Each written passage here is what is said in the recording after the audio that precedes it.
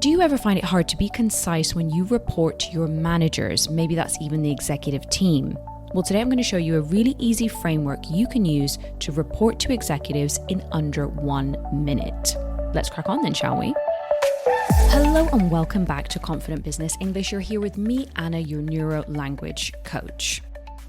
So this episode is inspired by a lot of my clients who have to report to their executives on specific issues or topics.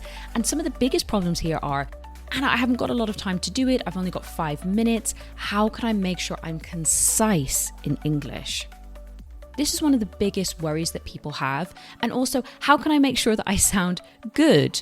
These are potentially executives. Maybe they're in charge of making promotional decisions. You know what it's like, right? You want to communicate well. My suggestion here is to use a framework. If you've been listening to the podcast for a while, you know I love a framework because it makes your life easier.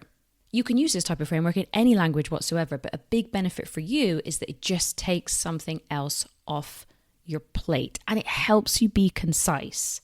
It is harder to be concise when you're working in your second or third language because you're just not as agile.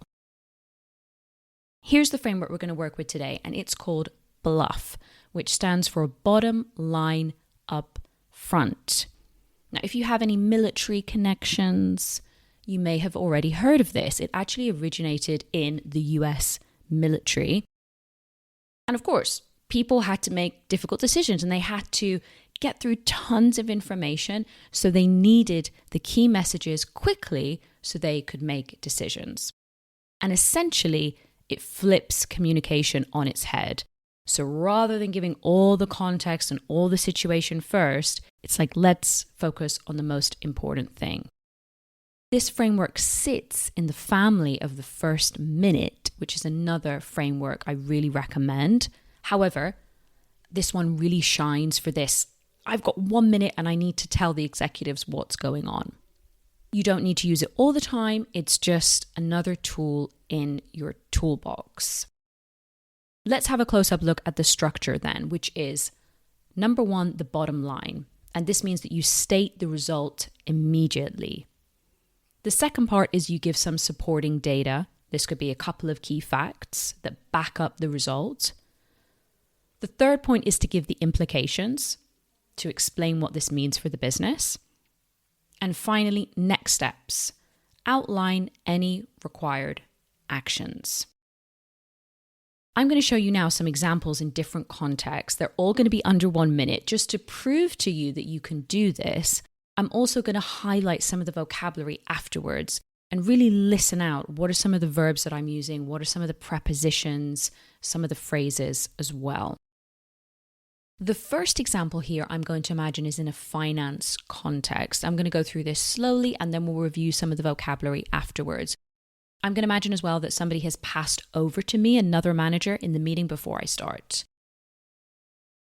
Thanks very much, John. Cheers for that. Well, I'd like to be really brief with my update. First of all, revenue increased by 12% this quarter, which is a great result. This was driven mainly by a 20% rise in online sales and also a 5% reduction in operational costs. And this puts us ahead of our yearly growth target, which is really positive. And finally, we recommend reinvesting the savings back into expanding our customer acquisition strategy. Happy to answer any questions. That was just under 45 seconds, I think, and we squeezed in all the parts: bottom line, supporting data, implications, and next steps. Let me highlight a couple of pieces of vocabulary there. Firstly, a preposition. Whenever we're talking about how much something has changed, we say by. Revenue increased by 12%. If you want to give the final point, we would use to. So if you said, for example, revenue increased to 12%, that's the final end point. So you can see how those two things are not the same. By is the amount, to is the end point. A really nice phrase there as well is this puts us ahead of our target. So this is a really nice one for you if you work in sales or anything to do with targets. This puts us ahead of our target. Thirdly and lastly, when we're using the verb recommend or suggest or propose, the structure, or one of the main structures, is to use the gerund. We recommend reinvesting our savings.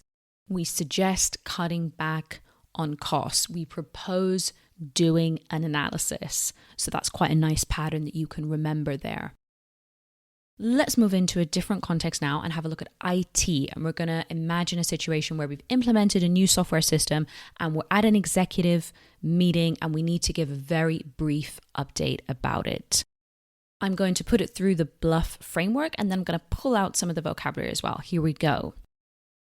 Hello everyone, I'm just going to give a very brief overview of the project, and I'm really pleased to say that we deployed the system on schedule, which is great news, and we were able to mitigate quite a number of security risks by carrying out some additional testing. And we're pleased to say that user adoption has also exceeded our expectations by about 15%, so we're really pleased with that as well. Overall, much smoother operations, and it has already led to a big reduction in manual errors. In terms of next steps, what we really recommend now is just expanding the training and rolling it out to more people across the company. Thank you very much, and happy to answer any questions. That just came in around the 45-second mark as well, so let's pull out some interesting vocabulary there. You're going to hear some different phrasal verbs which are very natural in this context. Roll out, which is to gradually deploy something across an organization. You can also have it as a noun as well, roll out.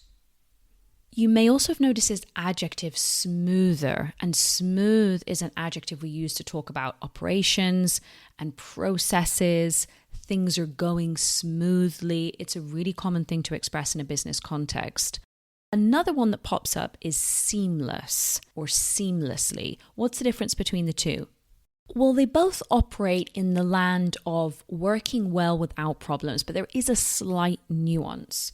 When we're talking about something being smooth or something going smoothly, it means there weren't any bumps or disruptions. And it's very common when we talk about operations. For example, you could say the onboarding process was really smooth, or the event ran smoothly. There weren't any disruptions. Whereas on the other hand, seamless, I want you to think about your clothes. Your clothes have seams on them. And sometimes you can have things that are seamless with no lines. In a business context, this means, though, there are no visible gaps between the parts. It's like a unified experience. And it's very common when we're talking about integrations of systems. So, for example, the software integrates seamlessly, or the customer journey is seamless, meaning it's so well connected that the customer doesn't notice there's been any transition or handover. So smooth, no problems or resistance; seamless, well connected. Let's do another under 1 minute executive report, and we're going to have a look at giving a little bit of bad news. Now, unfortunately, sometimes this is the case, and I've actually picked the example here to be from HR. No shade. Okay, if you're in the HR sector, it's just the first thing that came to my mind. And we're going to talk about a situation where a company is experiencing high turnover. This is an interesting term. If you're in HR, you're going to know it already. But turnover has two meanings in business. Turnover can be the revenue, but if you're in HR, if you have a high turnover, it's rotation, I guess some people might call it, how many people are joining and leaving the company. So I will pretend to be an HR manager reporting to the executive team about turnover. Thanks, Simon, for that. I'm just going to give you a brief overview of the turnover situation we have at the moment. We have seen a noticeable increase in staff turnover this quarter. And actually, this is mainly within the more junior roles. The biggest thing that we're picking up from the exit interviews is basically workload. People have too much work and they don't feel there are enough growth opportunities within the companies. And in my opinion, I think we need to keep an eye on this, because if the trend continues, we could risk losing more talent and maybe even disrupting the team performance. So I suggest we fast track the mentoring program that we've got there in the pipeline and maybe revisit some of the workload distribution in the next planning session. Thank you. That was the longest one so far. That was just under 1 minute. And let me cherry pick some of the vocabulary that I liked. I love that adjective noticeable. we've seen a noticeable increase. It's like, it's not huge, it's not tiny, it's just noticeable. Also, you'll hear that phrasal verb pick up. The biggest thing we've been picking up from the exit interviews, pick up is a tricky one. I've talked about it before. It's got lots of different meanings, but here what it means is learn. The biggest thing we've been picking up or learning from the exit interviews is that people have too much work, basically. Finally, when you're doing this type of thing, and I didn't do it so much today, but I really encourage you to use, in my professional opinion, as far as I'm concerned, from my perspective, give your personal view, your personal touch. This is what they're interested in. What's your take on it? Let's wrap up then. The framework from today was bottom line up front, which is called bluff. You can do some investigation if you like, and I really encourage you to try it out. As I said, it doesn't have to be every time you're reporting to the executives, but when you only have 2, 3, 5 minutes, you can whip this out of your toolbox and you can feel confident going into that meeting, because remember, that is what this is all about, helping you feel more secure and confident. If you love that episode, but you want to go and have a look at all the vocabulary in depth, you can get a full transcript if you become a free member of Confident Business English. Go to the link in the show notes of this episode to sign up. Thank you so much, as always, for taking the time to have a session with me today. I've really been looking forward to sharing that with you, so I hope it was useful, and I will see you again very, very soon. Bye-bye.